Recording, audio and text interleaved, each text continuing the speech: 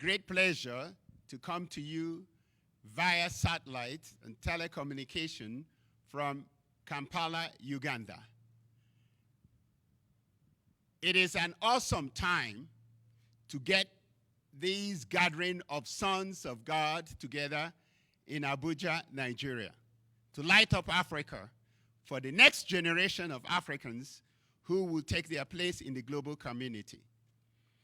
I thank the organizers, the youth leaders of Nigeria, Uche and his team, for having me.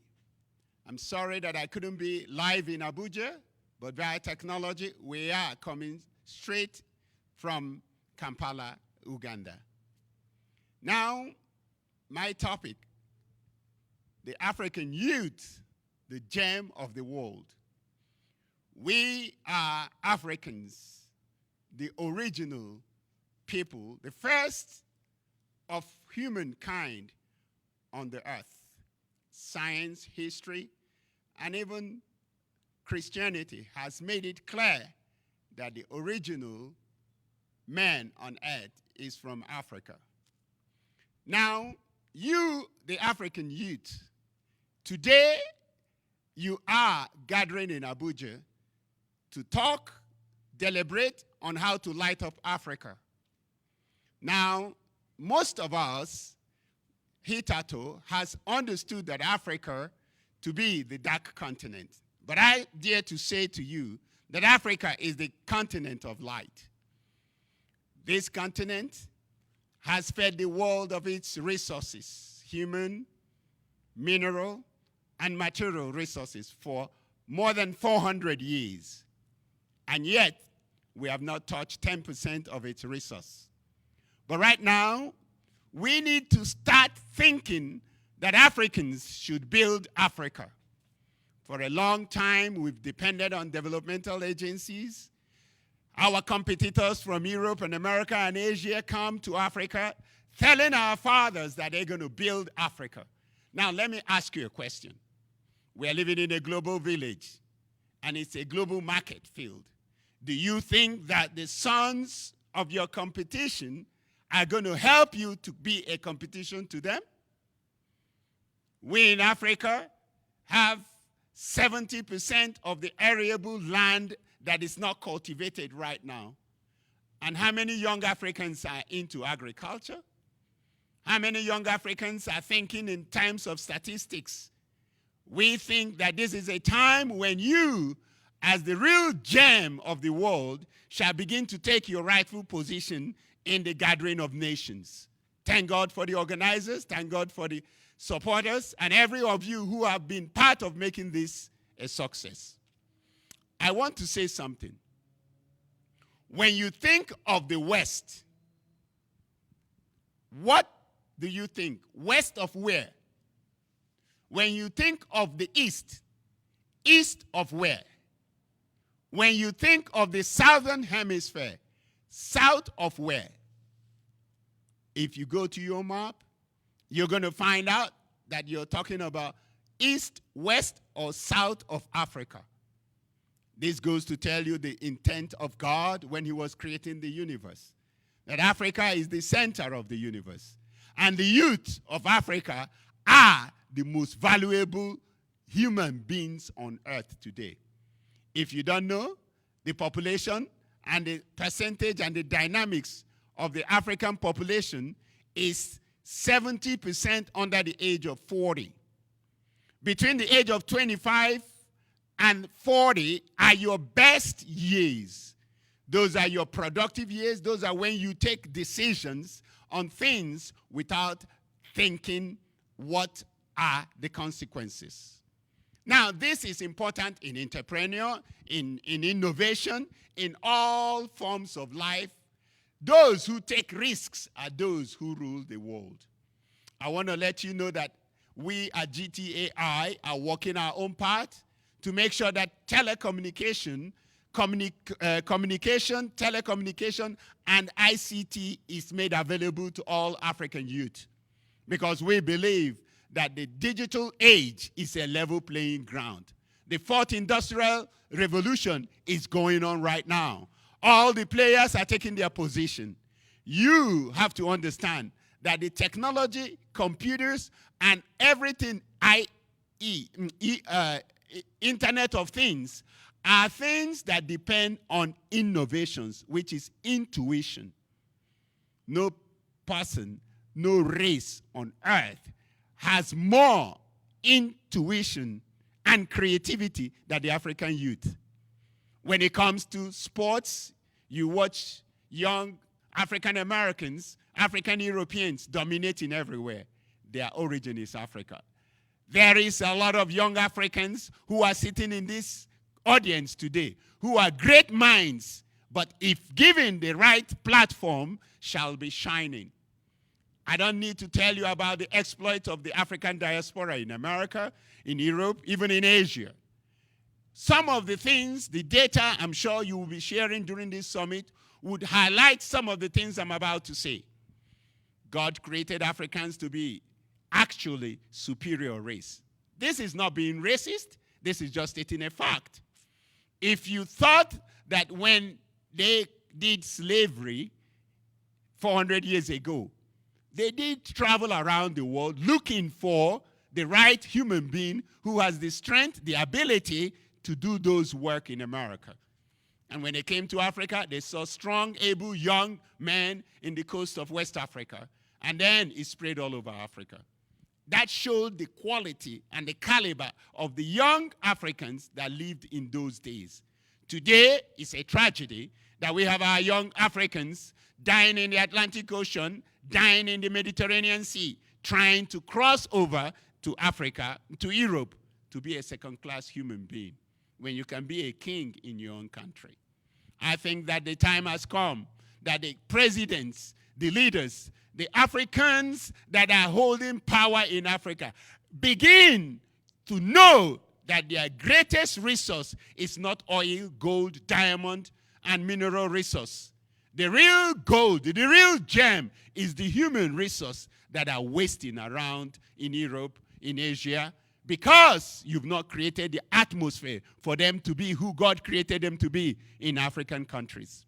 I believe that the time is coming when there will be no election rigging, when there will be no corruption in collecting of votes, when there will be digital systems used to bring the right people to government, and Africa will rise again.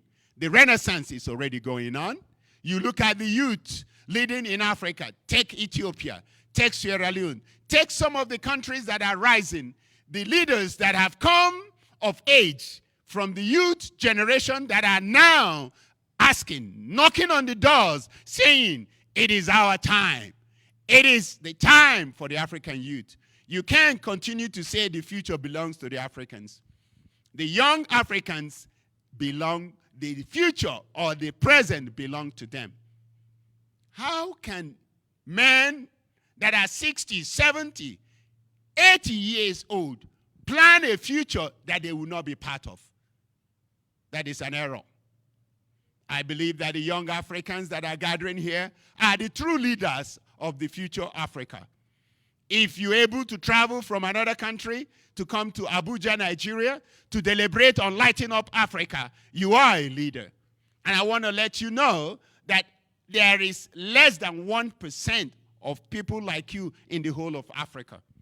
I think that you should do this gathering more and more, because if we Africans would gather and think and plan and know that nobody is going to build Africa except us, things will be different. Many years ago, I have sat with men from all over the world, and they are planning on how to do business in Africa. And you find out that most people are going to think about their own interest.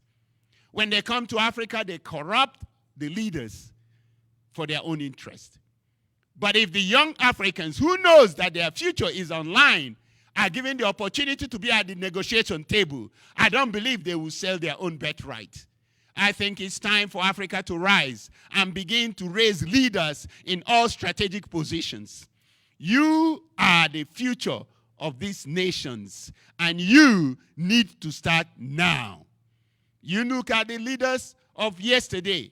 When did they start? They were in their 20s, 30s. They were presidents, senators, And today, they don't think it's time to give up their seats and let the young brain bring new ideas to the equation. I think that this gathering is just the beginning of many. We should think of getting education to the young people all over the villages, all over the remote areas of Africa. 70% of Africans still live in remote areas. And we focus on the big cities. We focus on all these guys that already have access to good education, good training. I believe that we should level the playing ground. This is a digital age. We are in an alchemical economy. Nations are forming pacts. You have the Europeans forming their own pact. You have the Southeast Asian pact. You have the American NAFTA. You have the African Union. And we are allowing men who will not be part of this African Union to decide your fate. I am not a young man. I know that I am not going to be here when Africa rises. But I'm doing my own part, and we all should do our own part to make this Africa rise again. Let me tell you, the greatest thing you will do to a people is to make them think they are inferior. Any man that needs another race to feel inferior, to be confident of themselves, are actually inferior in the first place. You young Africans should begin to know that even in the global board of directors where they're having meetings today, they are strategizing for Africa youth. Your data, your information, everything about you is gold. You need to begin to guard your data, guard your information, guard your economy, guard your future, guard everything about you, your culture. I know that there are so many young Africans doing exploits around the world, but we need to bring those things back home. Yes, I am an American. I originate from Nigeria, but I'm in Uganda doing my own part. Africa is one. We should stop separating ourselves based on languages people impose on us, based on names people impose on us. We should stop separating ourselves based on artificial borders that are not created by God. We are a kingdom, a nation of kingdoms, kings and priests. We rule with leadership qualities that the West has come to study and try to emulate. Stop trying to copy everything that comes from the West. We need to take knowledge and technology from the West. We need to take cultures that make sense. But we cannot lose who we are in our bid to be accepted in the global community. All those that lead this world, they understand the quality and the value the African has. Only the African youth does not know his value. We need to start changing the way we see things. We need to start changing the way we do things. And we need to start changing the way we relate with one another.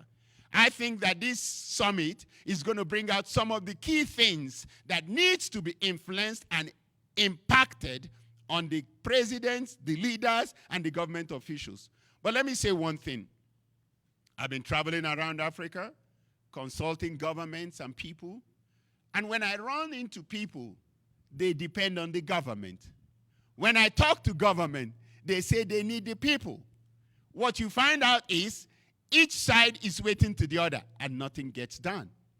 I think it's high time the young people organize yourself as you're doing this weekend, strategize your own agenda, dictate to your leaders what you want. There is no nation that is able to survive without its youth. Those who revolutionize things and actions are only the youth. I'm not calling for you to walk the streets because some leaders actually want you to walk the streets. They want you to march and make noise so they can shoot you. What you need to do is use technology. Technology makes everything possible. Blockchain technology, cryptocurrencies, Internet of Things. You got all arsenal in your hand to change with the way things are done. Let's start with elections. If you start doing elections on the blockchain with smart contracts, you find out that it's impossible for anybody to corrupt the process. You find out it's impossible for people who don't have any clue of what governance and leadership is about to sit at the helms of your governments. I am not interested in politics. I'm not interested in things about changing governments. But I think if I can change the way you think as African youth, you need to take your destiny in your hand. No one is going to make way for you. The people leading most of African countries, they bulge their way into leadership. This is not America. This is not UK. This is not Germany. The electorate in Africa is not educated and mature. The systems are not structured. So you can depend on them to get you in power. Organize yourself. You represent 70% of the people. So you need to take your votes and change governments. If you're hoping that the Western countries want you to be stable, you are making a mistake. If you think they want you to have your systems in order, you're making a mistake. The Western youth are delusioned. I say delusioned. They didn't have to struggle for anything. They are very comfortable. As competition, they don't stand a chance. Their parents and their leaders, they know that. You have to struggle for everything in Africa. You have to make your own road, your own security, your own telecom, your own water, your own everything. If given the right tools, you would be a better leader. The young man in Europe, all he knows that you wake up in the morning, the light is on, water is working, the roads are fine, the schools are there, there's social security, there's health, there's everything. Why should he aspire for better life? What should be the drive that make him greater than you? But the young African has to survive every day. He has to be like the antelope in the African savannah. He has to outrun the fastest lion and then outsmart the fastest cheetah. You think this kind of a young man placed in America and Europe will not outperform those who are complacent by the civilized position that they come from? I don't want us to keep crying, asking people to come and help us, to come and build us, to come and do this for us. I want you to start thinking, yes, I can do. The can-do spirit that kept you to this point, transform it to your national transformation. Institutions need to be built, but don't expect anybody else to build it. Everybody in Africa is talking about this needs to be done, that needs to be done. Who will do it if not you? I want all of us who are gathered here have strategic meeting and have plenary. When people speak, ask them questions. How is it adaptable to Africa? How are all these technologies adaptable to Africa? How is it adaptable to your community? How does it come to your own home? If you are not practical in the way you do things, you will continue to do theoretical meetings, academic exercise. I saw a man saying that we have more PhDs than Chinese. And yet, people who have diploma from China are building your roads. We have more educated people than so many countries. And yet, they will send a guy that went to a technical college, and he will come here to be running and ruling and coordinating master's degree holders. We need to stop this old, archaic, unapplicable knowledge and education we are getting. We need to start forming education that are practical. Look at the Norwegians, look at the Swiss, look at the Singaporeans and Australia. Look at these economies, Canada. These economies are thriving irrelevant of the global fluctuations. Meltdown, no meltdown. They are flourishing because they understand that you need to create your own system. Lee Kuan Yew, when he left Europe, when he left Singapore and went to school in Europe, he was surprised that he was more educated, smarter than his British counterparts in class. And this changed his mentality. He said, wow, if I'm better, smarter than these people, there is nothing I need these people to teach me. So he went back to Singapore, gathered a few young people like him in their mid-30s, and they decided to build a great nation. Today, all of us are celebrating Singapore. Yes, when he was doing it, he was considered a tyrant. He was not a democrat. He was given all sorts of names. But he decided to create his own democracy. their own democracy. You young Africans, you need to understand the system of democracy and adapt it to you. We have a system of democracy that the world learned from. In my place where I come from, nobody makes a decision without the Council of Elders. The Council of Elders could be considered as the senators in the American system. You have the Council of Chiefs, who can be considered as the congressmen. And we ruled with people who had wisdom and knowledge. It's not today where if people stole money, we celebrate them. And you, the youth, are the ones celebrating them. People steal your birthright, mortgage your future, and you celebrate them. It's a shame unto you. It's not a shame to them because they are shameless. People who are positioned to take care of decisions that influence lives would think about their stomach. People whose decisions are guided by their own carnal need. And how much money is enough? When a man steals $100 million, $1 billion, $5 billion, how much is enough? Some of you gathering here, pointing fingers at these people, given the same circumstance, you find yourself doing the same. We need to rethink. The African youth need to rethink. Yes, we pray. Enough of praying. Prayer is good. I pray every day. I lead prayer groups. But time to work. After praying, you need to work. God is not going to come down from heaven and build Africa. You, the future and the present decision makers. You don't need to be in government to make impact. Yes, you don't need to be in government to make impact. You are the ones who decide the future of your nations right now. Mark Zuckerberg is not part of the American government. Neither does the owners of Amazon or Google. Neither is Bill Gates part of the U.S. government.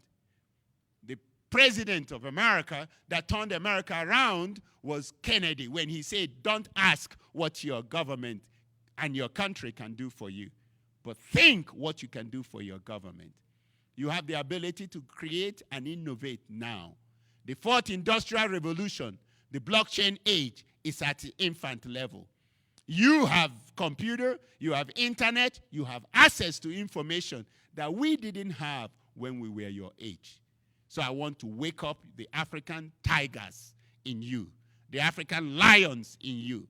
You are not an antelope. You cannot be meat for those who are coming to your nations. If you don't know it, there is a mad rush on Africa. There is a mad rush on your continent, on your resources, and even the human resource. People create and destabilize nations for your youth to export themselves as volunteer slaves. They export themselves as volunteer slaves.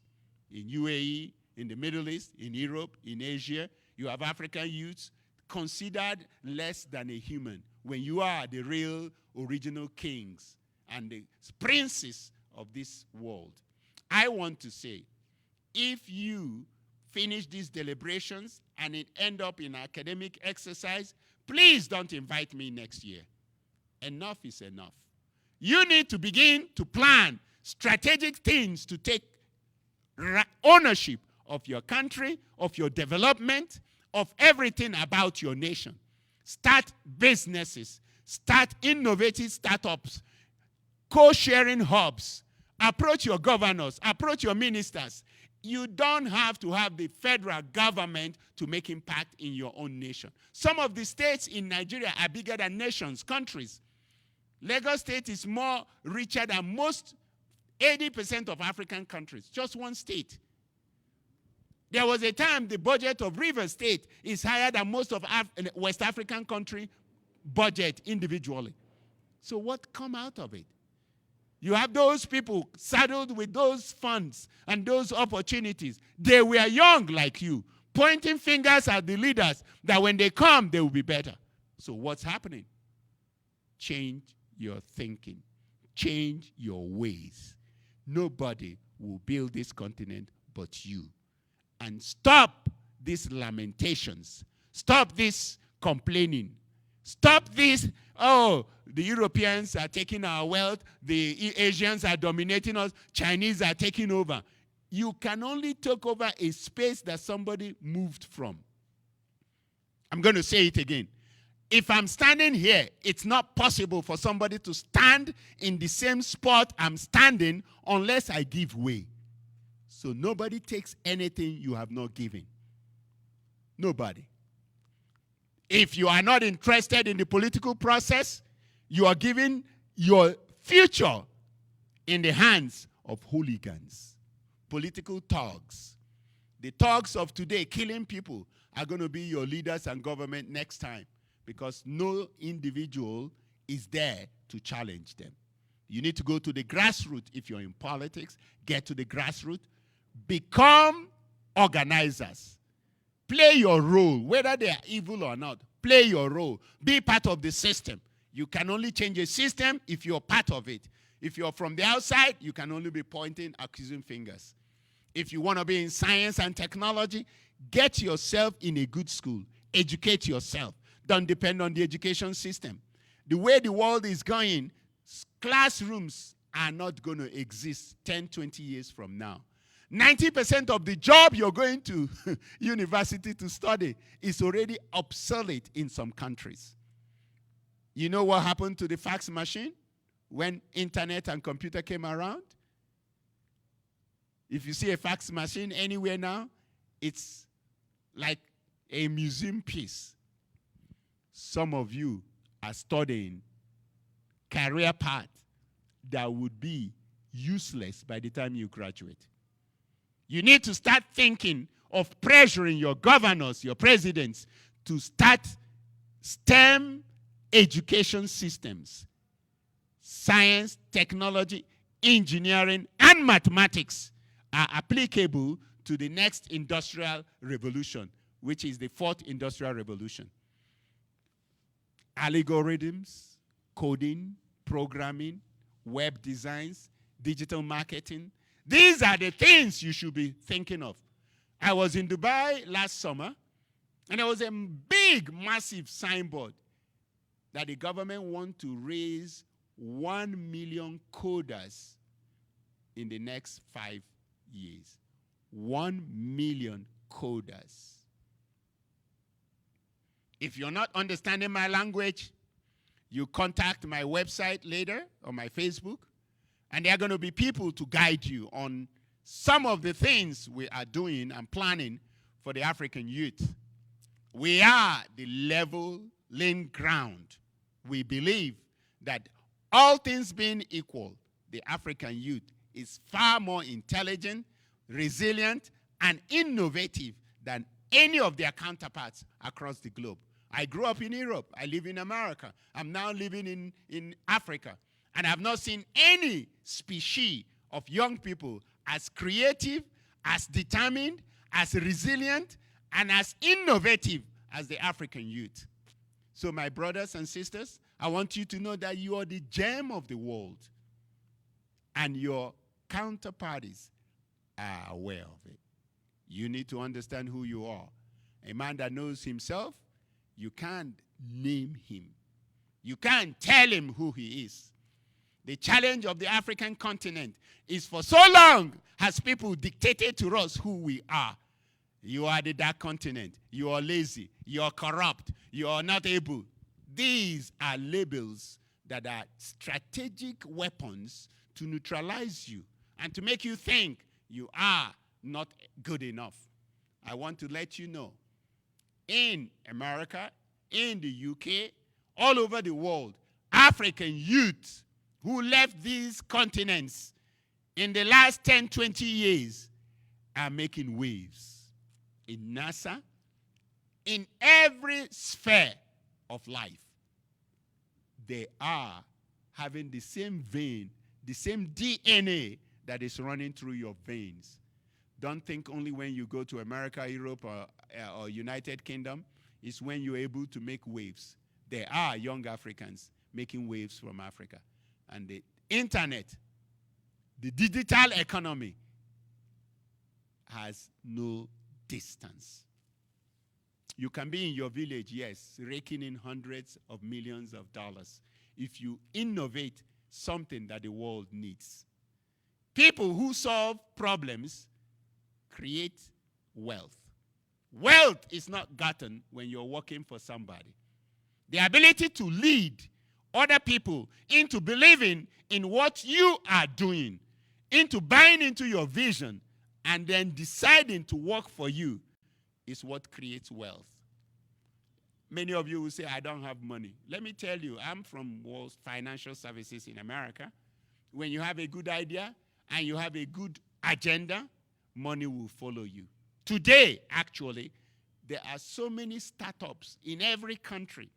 Startup means when the government or a hedge fund or somebody puts up a space, puts up money, and all they want is ideas. Knowledge-based society need ideas. There is nothing you want to invent that somebody has not thought. There is nothing you think of that there is no technology to make it happen. All you need to do is believe that there is somebody out there who has the money, who have the resource, who have the technology to do what you're thinking. Because you alone knows the problem of your environment and your community. And it is solving the problem of your community that brings wealth. Solutions is the main thrust of enterprise. Solving problems is what makes money. In Africa, we have enough problems, but people are not thinking solutions. So as you deliberate, think and discuss the problems, but spend more time in solutions. And as you solve Africa's problem, you're building a greater future and your destiny. God bless you all. Thank you.